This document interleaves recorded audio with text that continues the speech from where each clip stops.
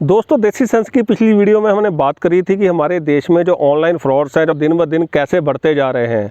और मैंने उस वीडियो में आपको यही बताया था कि जो फ्रॉड करने वाले लोग हैं वो आपकी कौन कौन सी कमजोरियों का फ़ायदा उठाते हैं और आप इन फ्रॉड से कैसे बच सकते हैं। उसी वीडियो में दोस्तों मैंने अपनी एक स्टोरी शेयर करी थी कि मेरे ऊपर एक स्कैम कैसे ट्राई किया गया था। आप उस वीडियो के इस आई लिंक के ऊपर क्लिक कर देख सकते हैं। दोस्तों, इस वीडियो में हम बात करेंगे एक बहुत ही high profile app based fraud की, जो कि मेरी वीडियो अपलोड करने के एक दिन बाद ही हुआ था। और इस वीडियो में कुछ और अपनी पर्सनल स्टोरीज शेयर करूंगा। बने रहे वीडियो के अंत तक और चैनल को सब्सक्राइब जरूर करें।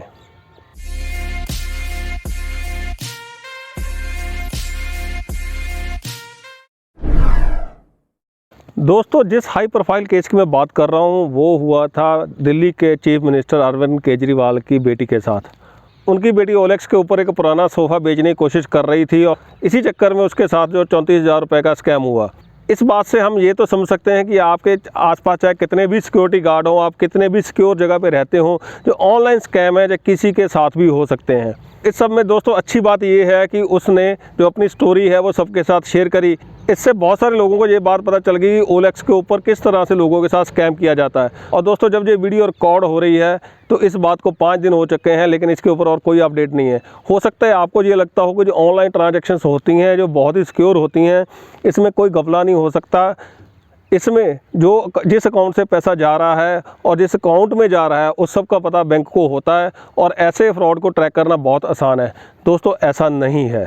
अगर दोस्तों ऐसा होता तो जो ऑनलाइन फ्रॉड इतनी तेज़ी से ना बढ़ते। अब मैं आपके साथ एक और अपनी पर्सनल स्टोरी शेयर करूंगा जो कि जुड़ी हुई है एक इंश्योरेंस कंपनी के साथ। कुछ साल पहले मैं ऑफिस में बैठा हुआ था, मुझे एक फ़ोन कॉल आती है और कॉल करने वाला व्यक्ति बोलता है कि मैं ICICI लोम्बार्ड कंपनी से बोल रहा हूं और मेरी एक पॉलिसी है जो कि मैंने 6-7 साल पहले ली थी। उसकी जो किस्त थी सालाना वो 25,000 रुपये थी। मैंने 2 साल किस्त दी, लेकिन उसके बाद मैंने कोई किस्त नहीं दी और इसलिए वो पॉलिसी वो इनएक्टिव हो गई। लेकिन मिनिमम कंडीशन ये थी कि मुझे कम से कम 3 किस्तें देनी थी। उसके बाद जो भी जो फंड वैल्यू होती है उसको मैं विड्रॉ कर सकता था। लेकिन अभी मेरी जो पॉलिसी है वो इनएक्टिव है। दोस्तों, उस व्यक्ति ने मुझे ये बताया कि जो उस पॉलिसी की आज की तारीख में फ़ंड वैल्यू है वो लगभग 3-4 लाख रुपए के करीब है। उस व्यक्ति ने मुझे कहा कि अगर मैं 25,000 रुपये और दे दूं, जो कि उस पॉलिसी की तीसरी किस्त है, और साथ में 10,000 रुपये दे के उस पॉलिसी को रीएक्टिवेट करवा लूँ, उस पॉलिसी की जो फ़ंड वैल्यू है वो कम से कम 6 लाख रुपए हो जाती है। तो दोस्तों, मैंने उस वक्त व्यक्ति को बोला कि आप ऐसा कीजिए, मुझे पॉलिसी नंबर दीजिए और कल फ़ोन करना क्योंकि अभी मैं बिजी हूँ। दोस्तों, उस व्यक्ति ने मुझे पॉलिसी नंबर दे दिया और उसने जब मुझे फ़ोन किया और जो मेरी डिटेल बताई वो बिल्कुल सही थी। ये बात सुन के मुझे अपने आप पर भी थोड़ा सा हुआ कि यार, मैं ऐसे कैसे हो सकता है कि मैंने कोई पॉलिसी ली और मैं भूल गया और जिसके बारे में आज मुझे याद ही नहीं है। इसके बाद दोस्तों मैंने अपने सारे के सारे डॉक्यूमेंट्स चेक किए, लेकिन मुझे ऐसी कोई पॉलिसी नज़र नहीं आई जो मैंने ख़रीदी हो। अगले दिन दोस्तों मैंने ICICI लोम्बार्ड के कस्टमर केयर में फ़ोन किया और ये सारी की सारी बात उनको बताई। मैंने उनको जब पॉलिसी नंबर दिया तो दोस्तों आप हैरान रह जाओगे कि जो उसने जो बातें बताई थी वो सारी की सारी सही थी। बस उस पॉलिसी का होल्डर मैं नहीं, कोई और व्यक्ति था। बाकी उस पॉलिसी के बारे में जो बाकी जो डिटेल्स थी वो लगभग सारी की सारी सही थी। अब दोस्तों मुझे पूरी तरह से समझ आ चुका था कि क्या चल रहा है, लेकिन मैंने इस गेम को आगे बढ़ाने का सोचा। फिर उस व्यक्ति का दोस्तों मुझे जब फ़ोन दोबारा आता है तो मैंने उसको बोला कि भाई साहब, मैं इस पॉलिसी को रीएक्टिवेट करवाना चाहता हूँ, आप मुझे प्रोसीजर बताइए। अब दोस्तों उसने मुझे ये बताया कि ये जो पॉलिसी है वो इसी कंपनी के पास तो रीएक्टिवेट नहीं हो सकती। इस पॉलिसी को किसी और कंपनी के पास ट्रांसफ़र कर दिया जाएगा और वहाँ के से मुझे फ़ोन आएगा और मुझे पूरा प्रोसीजर बता दिया जाएगा कि मुझे वो पैसे कैसे जमा करवाने हैं। पैसे जमा करवाने के 1 हफ़्ते के बाद मैं उस कंपनी को सरेंडर कर सकता हूँ और जो मेरी फ़ंड वैल्यू होगी उसको मैं विड्रॉ कर सकता हूँ। मैं इस बात के सहमत हो गया और उस व्यक्ति को कहा ठीक है, मैं आपकी कॉल की वेट कर रहा हूं और आप जो भी प्रोसीजर बताएंगे मैं उसके हिसाब से जो अमाउंट है वो जमा करवा दूंगा। और दोस्तों लगभग 6 या 7 घंटे बाद मुझे दोबारा फ़ोन आता है और दूसरी तरफ से एक व्यक्ति बोलता है कि इस तरह से एक पॉलिसी है जो पोर्ट होकर उनकी कंपनी के पास आई है। वो अब किसी बैंक का नाम लेता है जो मुझे भी याद नहीं है वो किस बैंक का नाम ले रहा था। तो उस व्यक्ति ने कहा कि इस पॉलिसी के हिसाब से मुझे टोटल 35,000 रुपये जो हैं वो जमा करवाने होंगे और उसके बाद ये मेरी पॉलिसी एक्टिवेट हो जाएगी। मैंने उस व्यक्ति से बोला कि कोई बात नहीं, आप ऐसा कीजिए, आपको जो भी मेरे से पैसे लेने हैं आप ये करिए, मेरे जो मेल आईडी आपके पास है आप उसके ऊपर मुझे मेल कर दीजिए। उस व्यक्ति ने दोस्तों बोला कि बाकी मेरी सारी डिटेल्स उनके पास है, लेकिन मेरा मेल आईडी उनके पास नहीं है, इसलिए नेक्स्ट मैसेज आएगा जिसमें एक लिंक होगा, उस लिंक के ऊपर मैं अपना मेल आईडी अपडेट कर दूँगा और वहीं पर जाकर मैं अपना जो अमाउंट है वो पे कर दूँगा और जो मेरी पॉलिसी डॉक्यूमेंट है वो मेरी मेल पे आ जाएगा। अब मुझे ये पता था कि क्या हो रहा है। मैं उस व्यक्ति को कहा कि देखिए आज मुझे बहुत काम है, मुझे अभी मीटिंग में जाना है, आप मुझे कल कॉल करना। इसी तरह से दोस्तों उसको मैंने 2 या 3 दिन टरकाया। इस वजह से दोस्तों वो थोड़ा व्यक्ति इरिटेट हो गया और तीसरे दिन मुझे बोलता है कि मैं उनका टाइम वेस्ट क्यों कर रहा हूँ, आप जमा करवाइए वरना ये पॉलिसी दोबारा रीएक्टिवेट नहीं हो जाएगी। तब दोस्तों उस व्यक्ति को मैंने ये बताया कि भाई साहब मुझे पहले दिन से पता है कि आप क्या कर रहे हो, बस मैं आपके साथ थोड़ा खेलना चाहता था और आपका टाइम वेस्ट करना चाह रहा था। ये बात सुनकर दोस्तों वो व्यक्ति बहुत इरिटेट हो गया और उसने मुझे कहा कि वो मेरे खिलाफ़ एक जो है पुलिस कंप्लेंट करेंगे कि मैंने उनके साथ फ्रॉड किया है। इसके बाद थोड़ी हमारी हीटेड डिबेट हुई, लेकिन बाद में मैंने फ़ोन काट दिया। अब दोस्तों जी आप समझ सकते हैं कि ये जो लोग हैं ये चोरी के साथ साथ सीना चोरी भी पूरे कॉन्फिडेंस के साथ करते हैं। दोस्तों हमारे देश में जो केस बढ़ रहे हैं एक कारण और है जो मैं पिछली वीडियो में बात नहीं करी थी, वो ये है कि जिन लोगों के साथ ये ऐसा होता है वो अपनी बात दूसरे लोगों के साथ शेयर नहीं करते हैं। इसकी वजह से लोगों को जो है अवेयरनेस नहीं होती। जो फ्रॉड करने वाले लोग हैं वो इसी बात का फ़ायदा उठा रहे हैं। आप देखिए जो एक हाई प्रोफाइल के जो हमने बात करी है, इसकी बात पब्लिक होने से कितने लोगों को इसके बारे में पता चल गया। अदरवाइज अगर वो चाहते तो इस बात को छुपा भी सकते थे। और अगर आप अपनी कोई स्टोरी मेरे साथ शेयर करना चाहते हैं तो आप उसको कमेंट बॉक्स में भी लिख सकते हैं। दोस्तों अब मैं आपके साथ एक और फ्रॉड का केस शेयर करूंगा, जो फ्रॉड मेरे एक बहुत ही करीबी रिश्तेदार हैं उनके ऊपर अटेम्प्ट किया गया था।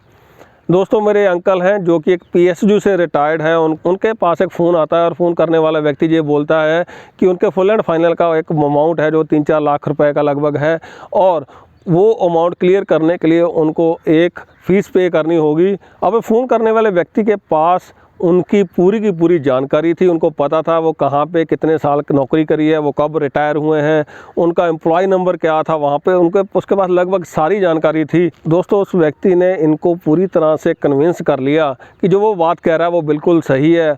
और उस व्यक्ति ने उनको कहा कि आप एक ऐसा कीजिए, जो आपका जो अमाउंट ड्यू हुआ है इसको क्लेम करने के लिए आप थोड़ी सी फ़ीस जमा करवा दीजिए और आपका जो अमाउंट है आपके अकाउंट में जमा हो जाएगा। तो व्यक्ति ने कहा कि आप जो फ़ीस है चेक के थ्रू पे करें और चेक को अकाउंट पे ही ना करें। अब यही एक बात थी जो उसने बोली और जिसकी वजह से जो मेरे अंकल हैं उनको थोड़ा सा शक हुआ।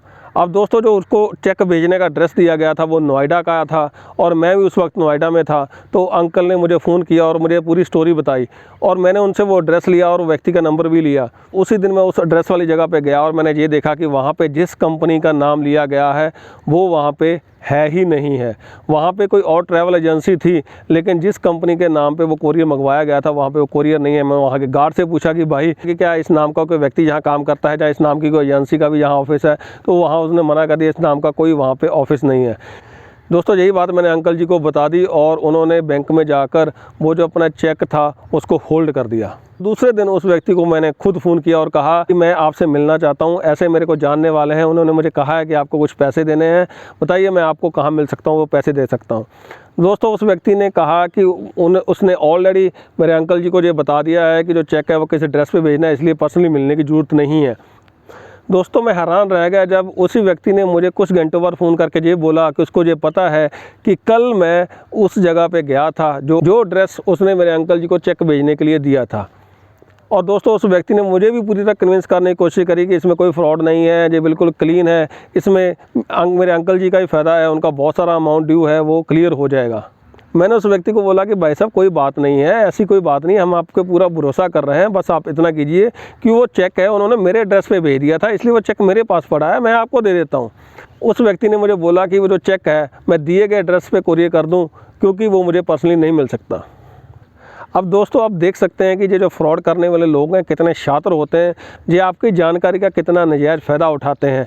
इसलिए दोस्तों जब भी आपको कोई ऐसी कॉल आए जिसमें आपको ये बताया जाए कि आपका बहुत सारा पैसा आपको मिलने वाला है, बस आपको कुछ अमाउंट जमा करवाना है, जहाँ आपको स्टेप्स लेने हैं, तो तभी सतर्क हो जाएँ कि इसके पीछे कोई ना कोई घपला है।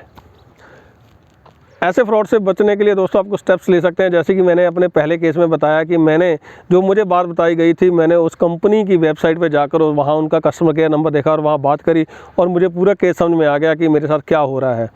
लेकिन दोस्तों ये बात मैं आपको जरूर कहना चाहूँगा कि जब आप किसी भी कंपनी के कस्टमर केयर का नंबर सर्च करें तो उस कंपनी की वेबसाइट पे जाकर ही करें।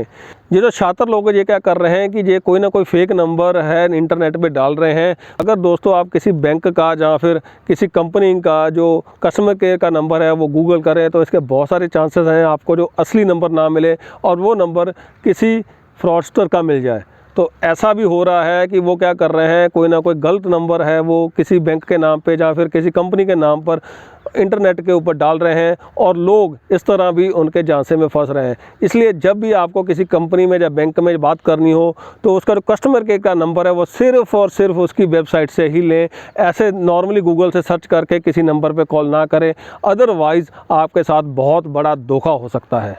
दोस्तों अगर ये वीडियो आपको इन्फॉर्मेटिव लगा तो इसको लाइक करें और ज़्यादा से ज़्यादा लोगों के साथ शेयर करें ताकि वो भी अलर्ट हो सके और उनको भी पता चल सके जो फ्रॉड करने वाले लोग हैं ये किस तरह के हथकंडे अपनाते हैं लोगों को ठगने के लिए। चैनल को सब्सक्राइब करें और बेल आइकन को प्रेस करना ना भूलें ताकि ऐसी ही इन्फॉर्मेटिव वीडियो जब दोबारा अपलोड हो और आपको सबसे पहले नोटिफिकेशन मिल जाए। इस वीडियो को देखने के लिए बहुत बहुत धन्यवाद।